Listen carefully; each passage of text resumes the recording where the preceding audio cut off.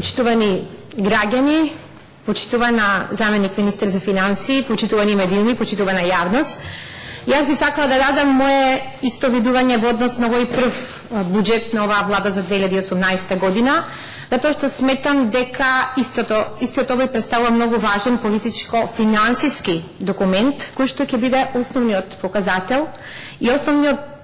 смерник во кој правец и како ќе функционира нашата држава оваа година, како во однос на собирањето на приходите, така и во однос на сервисирањето на услугите на граѓаните и расходниот дел. На почетокот морам да потенцирам дека овој буџет или појасно оваа година ќе биде клучна година за една финансиска и економска стабилизација и за тоа повеќе или помалку сме свесни и ние граѓаните и пратениците без разлика дали се од позицијата или опозицијата, стручната јавност која што имаше можност да дебатира доста во последниот период. И вака проектираниот буџет можеме слободно да кажеме дека представува сушност буџет од граѓаните и за граѓаните, односно вистински граѓански буџет. Истиот ваков буџет е проектиран во основа на реални проекции и очекувања, значи без популизам. Целта сушност на овој буџет за 2018 година е да е со едно ефикасно, домакинско, со едно транспарентно и општествено корисно трошење на државните пари на среден рок, да имаме забрзување на економскиот раст и тоа сите го очекуваме, подобрување на животниот стандард, што е приоритет за граѓаните и повисоко ниво на социјална правда. Значи, целта е да преку еден транспарентен и отворен пристап овој предлог, како што и беше направено во изминатиот период, е отворен за коментари од пошироката јавност, од граѓанскиот сектор, од стопанските комори, од синдикатите пред негово пуштање најпрво во владина, а потоа во собраниска процедура. Значи, за прв пат во историјата предлог буџетот од Министерство за финансии беше објавен на јавна дебата, со што всушност Министерство за финансии отвори едно доста клучно прашање, а тоа е транспарентноста и отчетноста на јавните финансии, или она кој што често беше поставувано во последните години, а ние го немавме, а тоа е за како се трошат народните пари. Во однос на транспарентноста, за жал, морам да кажам дека во изминатиот период бевме во друштво на Зимбабве и Руанда. И сега, овој начин на кој што се планираат средствата во буџетот представува важен исчекор во спречувањето на злоупотребата од страна на носителите на власта. За прв пат ова влада или Министерство за финансии всушност го ревидира тековниот брутодомошен производ при проектирањето на самиот буџет. И дефинитивно овој буџет, значи, ги отсликува економските и социјалните политики кои што има намера да ги спроведува оваа реформска влада, за кој што доста беше зборувано во предизборниот период, односно проекти кои што се во насока на постигнување на еден стабилен економски раст, што е и основната цел во наредниот период, и подобриот живот на граѓаните. И она кој што можеме да го кажеме дека овој буџет за 2018 година, пораката кој што можеме да ја упатиме до граѓаните да останат спокојни, затоа што ќе има непречена и навремена исплата на платите, на пензиите, и тоа законско согласување на истите со социјалните трансфери, субвенциите, другите трансфери кон граѓаните, кон буџетските корисници и другите економски субјекти. Што всушност очекуваме од ваквиот предлог, буџет и владините политики? Овој буџет за 2018 година можеме слободно да кажеме дека ќе овозможи создавање на поволна деловна клима, согласно мерките кои што ќе бидат преземени, зголемени инвестициски активности, развој и поддршка на приватниот сектор, подобрување во здравството, подобрување во образованието, активни мерки за вработување согласно владините политики, една мотивирачка младинска политика за која имавме можност да зборуваме. И се тоа ќе се прави со крајна цел за да можеме да имаме повисока стапка, рековме, на раст на економијата, зголемување на извозната активност, што и се очекува во наредниот период, затоа што гледаме дека тенденцијата на оваа влада е да гради добри меѓусоседски односи, да ги шири комуникацијските односи со земјите во регионот и пошироко, и на тој начин да создаваме што поголем број на земји трговски партнери. Понатаму очекуваме зголемување на продуктивното вработување, подигнување на животниот стандард, интензивирање, се разбира, она што е приоритет на интеграцијските процеси кон Европската унија и НАТО. И морам да спомнам дека побрзата интеграција кон НАТО е еден од клучните предуслови за привлекувањето на странски инвестиции од една страна, а од друга страна на зголемена безбедност. Меѓутоа, големината на буџетот произлегува и се разбира од обемот на преземените обврски кои што произлегуваат од претходните години. Парите од оваа година ќе се насочуваат кон продуктивни развојни цели, значи не кон непродуктивни трошоци и директно за она кој што им е потребно на граѓаните. И добро ќе беше да не се трошише онака крвнички и мегаломански на непродуктивни трошоци и непотребни капитални инвестиции, како што беше проектот Скопје 2014, околу 700 милиони евра, и добро ќе беше да не останаат долгови повеќе од 130 милиони евра за фасади, за бронза, за музеи, кои што сега навистина ќе може да се искористат во за приоритетите на граѓаните. И добро ќе беше да немавме долг од 60 милиони евра за јавните здравствени установи, 250 милиони евра обврски на општините, 80 милиони евра кои што беа инфилтрирани кон земјоделците во изминатите месеци како резултат на наталожени нерешени сметки и субвенции. Во однос на макроекономските проекции се зборуваше доста од представниците на Министерство за финансии, од моите колеги пратеници. Растот на бруто домашниот производ кој што е проектиран на 3,2%, глобалните макроекономски политики, ММФ, Светска банка, политичката стабилност која се очекува во земјата, владините мерки за вработување, растот на платите пред се минималната плата кој што ја отвара спиралата за покачување на платите, очекувањето за ниска и стабилна инфлација од 1,7%, буџетски дефицит на ниво од 2,7% од бруто домашниот производ. И основната определба на оваа влада, која што е многу битна, а тоа е постепена фискална консолидација како резултат на строга контрола и силна буџетска дисциплина, кој што се однесува на кратеги намалување на непродуктивните трошоци и расходи. И токму ова, како резултат на тоа, е направено намалување на непродуктивните трошоци и кратење на стоки и услуги за 650 милиони денари. Значи, реални макроекономски фискални проекции со кои што нема да има пумпање на приходите со цел само декларативно прикажување на помалку проектиран буџетски дефицит. Во тоа ќе всушност во тој прилог оди етапниот пораст на платите кој што ќе се случува во неколку клучни сектори, покачување на платите во здравството, во образованието, во детските градинки, во одбраната, финансиското зајакнување на општините, капиталните инвестиции и субвенции за поддршка на домашната економија. Слушавме доста за овие владини мерки и програми, зајакнување на капиталните инвестиции кои што се проектирани 24,6 милиарди денари, повисоки се за 1,25 милиарди. За разлика од 2017, добро е било да тие стигнат до 20 милиарди, бидејќи знаеме во изминатите години не стигнаа повеќе од 19 милиарди. Минималната плата, средствата кои што се предвидени за радиодифузна дејност, субвенциите во земјоделието и руралниот развој, се до тоа сметам дека ќе доведе до едно подобрување на економските перформанси, зголемување на економскиот раст. Со тоа ќе дојде до зголемување на приватната потрошувачка, раст на платите се разбира, што го очекуваме во наредниот период и онако што го ветивме во сите области, вклучително и областа во здравството, и вбризгување на повеќе пари се разбира во стопанството. И ќе кажам да не ни оди во прилог да имаме нереално проектиран буџет кој би ни дал од една страна поголем буџетски дефицит, а од друга страна поголемо задолжување, значи тоа нам не е потребно. Со оглед на тоа дека моите колеги пратеници и представниците од Министерството за финансии зборија доста за повеќе области, јас би сакала да се осврнам на областа на здравството, од каде што доаѓам, затоа што сметам дека здравството и здравствената заштита се многу важни и тие заедно со социјалните трансфери се темелот на социјалниот мир и стабилноста во една држава. И да ќе кажам, штетата која што е направена во здравството во изминатиот период е премногу голема и навистина можеби ќе ни треба и време, ќе ни треба и трпение и простор, но јас убедена сум и верувам во политиката на градење на едно здраво општество и на оваа влада и на овој буџет. Министерството за здравство со средствата кои што се предвидени во предлог програмата всушност настојува преку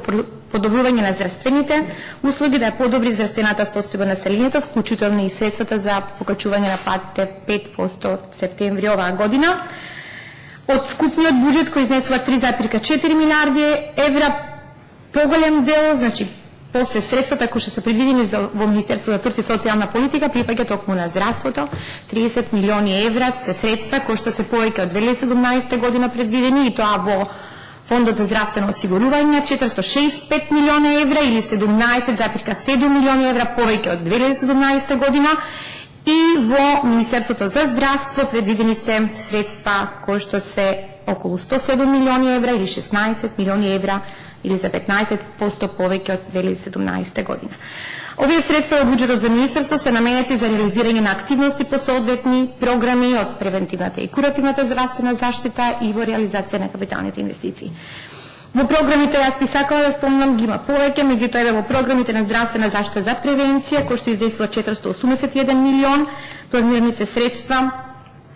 во зголемување во програмата за заштита на населението од ХИВ, затоа што овие средства прекинуваат да доаѓаат до септември 2017 година и овдека средства се зголемени од 73,6 милиони на 106 милиони, значи понатаму државата се грижи за заштита од ХИВ. Средствата во предлог буџетот за 2018 година се зголемени и во однос на спречување на туберкулозата, поради тоа што повторно овие средства доаѓаат од Глобал фонд и сега се зголемени од 25 милиони на 30 милиони. Онако што би сакала да го спомнам е дека имаме зголемување во однос на програмата на задолжителна имунизација, средства кои што се зголемени од 180 милиони на 205 милиони.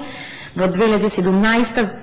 овие средства за жал, кои што беа проектирани 180 со одлука на влада во март 2017 година беа намалени на 144 милиони, сега ние ги зголемуваме значи на 205 милиони. Продолжува активна здравствена заштита на мајки и деца со кои се обезбедува бесплатно породување на сите бремени жени од 24 милиони денари, превенција на кардиоваскуларни заболувања и програма кој што е зголемена, предвидени 25 милиони денари. Продолжува грижата за учениците, систематските прегледи од 10 милиони кои што овозможуваат рано откривање на деформитети, контрола на текот на имунизацијата и стоматолошките превентивни прегледи. Продолжува грижа за крводарителите, програма од 15 милиони денари, средства за партиципација и лекување на крводарители и онако што е многу битно, рана детекција на малигните заболувања, значи тестови ПАП, скрининг на грло на матка, скрининг на карцином на дебело цево и дојка, 24 милиони денари кои што се разбира, знаеме дека малигните заболувања имаат тенденција на пораст и битно е рано откривање на истите. Во програмата за куративната здравствена заштита исто има повеќе програми, тоа се 3 милиарди 867 милиони денари и овие средства. Ќе спомнам само неколку програми, средствата во предлог буџетот за 2018 во програма за здравствена заштита на лица со душевни расстройства се зголемени за 39 милиони, од 39 на 47 милиони, се за цел завршување на целосната програми и активности, а тоа се центрите за ментално здравје, психијатриските установи. Во извештај од Европската комисија беше добро кажано во последните 3 години од извештаите на Европската комисија дека треба да се вложуваат средства за заштита на менталното здравје на населението. Зголемување на 7 милиони денари или вкупно 79 милиони денари. Во 2017 имаме планирано во програма за здравствена заштита на лица со болести со зависности, обезбедување на терапијата со метадонот, со бупренорфинот, за набавка на терапијата со хепатит С кај овие болни, за лекови и за тестови. Здравствена заштита на болните кои се третираат на диализа, 17 милиони денари, и тука се опфатени диализните пациенти и оние со хемофилија. Во програмата за ретки болести во 2017 средствата беа малку, во 2018 се зголемуваат за 14 милиони денари, изнесуваат 224 милиони денари. Овие средства во 2017 година за жал беа намалени на 210 милиони со ребалансот кој што го направи. Ние го зголемивме на 213 937 милиони денари, а сега е зголемено на 224 милиони денари. За пациентите кои што се на инсулин, би сакала, тоа се околу 39.800 пациенти, се како за инсулин, така и за инсулински игли, за глукагон, за ленти за мерење на шекер, за пумпи, за континуирано снабдување, да не бидат загрижени, значи овие пациенти, ки имаме инсулин, ки има квалитетен инсулин со адекватна спецификација, зашто последно време се навистина имаше една дилема во однос на квалитетот, поврзано со паралелниот увоз на лекови. Значи мораме да внимаваме, мораме долгорочно да планираме во однос на обезбедувањето на здравјето на овие пациенти и затоа обезбедени се 620 милиони денари. Во 2017 година со одлука на влада и сите овие средства беа намалени на 558, со ребалансот ние повторно направивме едно зголемување на 562, значи за 4 милиони денари, а сега ги зголемуваме за 58 милиони денари. Најголемо зголемување има во програма за целосно здравствено осигурување и здравствена заштита, значи овдека се зголемо за 361 милиони денари или вкупно во вредност 2 милиарди 714 за граѓаните кои што немаат никаков основ на здравствено осигурување, за да можат непречено да ги користат здравствените услуги. Единствено нешто кое што е да имаме намалување на средствата во програмата за едукација на лекари и медицински персонал. Сметаме дека до сега начинот на кој што се реализираше оваа едукација кај лекарите и за кој се потрошија мегаломански суми не вроди со резултати и да, ќе кажат, нам не се потребни едукациите, меѓутоа тие треба да бидат со план и програма, се разбира во завис од опремата кој што имаме и во зависност од потребите на јавните здравствени установи и опремата. Во капиталните инвестиции, значи планирани се 30 милиони евра за 2018, 23 милиони за 2017 беа планирани. Морам да кажам само кратко, програма за реконструкција и доградба на јавните здравствени установи во Македонија, предвидени се 239 милиони 770 хиляди денари, наменети за проектот за изградба и реконструкција на јавни здравствени установи, и тоа меѓу другите имаме значи завршување на градежни активности за реконструкција на ЈЗУ специјална болница за ортопедија и травматологија Свети Еразм Охрид,